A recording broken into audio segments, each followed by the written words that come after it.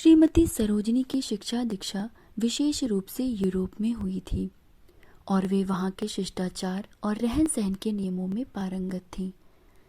पर इतना होने पर भी वे भारतीय संस्कृति को ही सर्वश्रेष्ठ मानती थीं और उसके लिए उनको बड़ा गौरव था। पंडित श्रीराम शर्मा आचार्य। पुस्तक का नाम श्रीमती सरोजिनी नायडू। श्रीमती सरोजिनी की विचारधारा। उस धरती पर रहने वाले लोगों के बारे में तुम्हें कितनी जानकारी है जिस पर तुम खुद पैदा हुए हो, पले, पनपे और बढ़े हो। तुम्हें इस बात पर विश्वास है कि क्या तुम विदेश पहुंचकर अपने प्रदेश का प्रतिनिधित्व कर सकोगे? यह थी श्रीमती सरोजिनी की विचारधारा, जिसने उन्हें भारत माता की एक सच्ची पुत्री बना दिया था। अपनी सभ्यता के ज्ञान का महत्व। वे कहती थीं कि ज्ञान की कोई सीमा नहीं है और संकुचितता को त्याग कर संसार का सब तरह का जितना अधिक ज्ञान प्राप्त किया जा सके करना अच्छा ही है। पर यदि कोई विदेशी सभ्यता संस्कृति की जानकारी की धुन में अपनी सभ्यता को भूल जाए तो यह एक अपराध होगा। मेधावी एवं प्रतिभावान छात्रा। सरोजिनी नायडू पढ़ने में काफ़ी परिश्रम करती थी। इसके फलस्वरूप उन्होंने 12 वर्ष की आयु में मैट्रिक की परीक्षा पास कर ली। उसी समय उनकी एक रचना पर प्रसन्न होकर हैदराबाद के नवाब ने उनको विलायत जाकर अध्ययन करने के लिए एक बड़ी छात्रवृत्ति दे दी, जिससे वह 14 वर्ष की आयु में ही वहां पहुंचकर किंग्स कॉलेज में दाखिल हो गईं। श्री गोखले के द्वारा भारत माता को प्रतिभा समर्पण।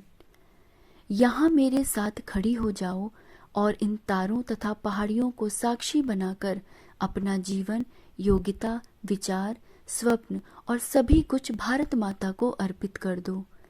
हे कवित्री, इस पहाड़ी की चोटी से महान सत्य के दर्शन करके तुम भारत के सहस्त्रों गांवों में बसे हुए किसानों तक आशा का संदेश फैला दो।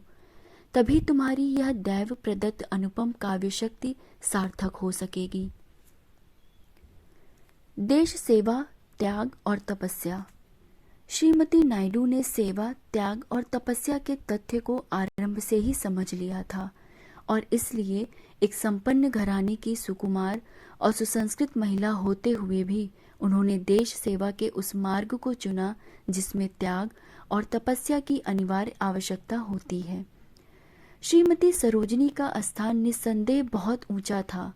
उन्होंने पश्चिमीय संस्कृति को पूर्णतया आयत्त कर लेने पर भी पूर्वीय संस्कृति का निरंतर ध्यान रखा और उसकी महत्ता को बढ़ाने का अंतिम समय तक प्रयास करती रहीं। भारत के सार्वजनिक तथा राजनीतिक क्षेत्र में प्रवेश करके भारतीय नारियों का प्रतिनिधित्व करने वाली सर्वप्रथम और सर्वोच्च महिला श्रीमती सरोजिनी को ही कहा जाए तो इसमें कुछ भी अतिशयोक्ति नहीं। प्रस्तुत पुस्तक। आपके समक्ष प्रस्तुत है एक लघु पुस्तक जिसमें आप एक देशभक्त, उत्कृष्ट वक्ता, महान कवित्री, समाज सुधारक व जागरूक भारतीय संस्कृति व स्वतंत्रता के लिए प्राण फूंकती नारी की जीवन यात्रा को गहराई से जानेंगे। प्रस्तुत पुस्तक में लेखक ने मातृभूमि की सच्ची सेविका श्रीमती सरोजिनी नायडू के विभिन्न व्यक्तित्व के पहलुओं पर बहुत ही सुंदर ढंग से प्रकाश डाला है। पुस्तक के कुछ अंश। अरविंद, सरोजिनी नायडू और सुभाष बाबू के उदाहरणों से यह सिद्ध होता है कि जो प्रतिभाशाली वास्तव में ज्ञान की उच्च चोटी पर पहुंच जाएगा वह अपनी जातीयता का और भी अधिक सुदृढ़ अनुयायी बन जाएगा। विदेश यात्रा के अवसर पर यूरोप में होने वाले अंतर्राष्ट्रीय महिला सम्मेलन में भी आपने भाग लिया। आपके भाषण का वहां बहुत प्रभाव पड़ा।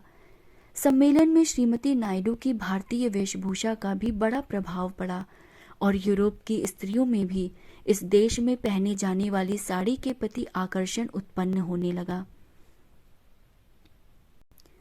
श्रीमती सरोजिनी ने यह सिद्ध कर दिया कि यदि अवसर मिले तो भारतीय स्त्रियां भी प्रत्येक क्षेत्र में अपनी योग्यता प्रदर्शित कर सकती हैं। धन हमारे लिए क्या वस्तु है? बल लेकर हम क्या करेंगे? महिमा से हमें क्या प्रयोजन? जब हम अपनी स्त्रियों के सतीत्व तक की रक्षा नहीं कर सकते तो ऐसे धन, बल, महिमा से क्या लाभ? स्वतंत्रता के युद्ध में कायरता सबसे अक्षम्य अपराध और निराशा सबसे भयानक पाप है। स्वतंत्रता की देवी सदा बलिदानों से प्रसन्न होती है। वे अपने श्रोताओं के सम्मुख सदैव सीता और सावित्री का उदाहरण ही पेश करती थीं और अपने को इन्हीं की वंशधर बतलाती थीं।